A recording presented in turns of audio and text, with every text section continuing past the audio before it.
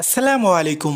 সম্প্রতি পাকিস্তান থেকে একটি কার্গো জাহাজ প্রথমবারের মতো সরাসরি চট্টগ্রাম বন্দরে পৌঁছেছে, যা পাকিস্তান ও বাংলাদেশের মধ্যে প্রথম সরাসরি নৌবাণিজ্য সংযোগ স্থাপন করেছে।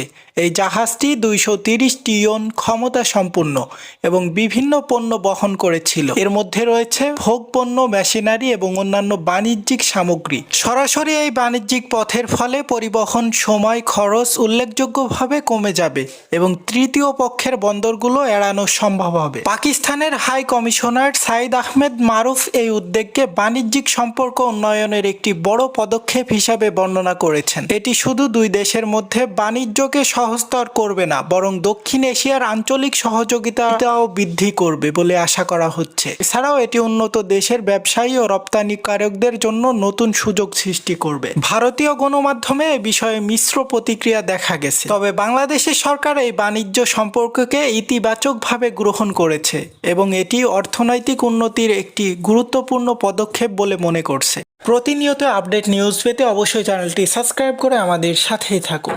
ধন্যবাদ।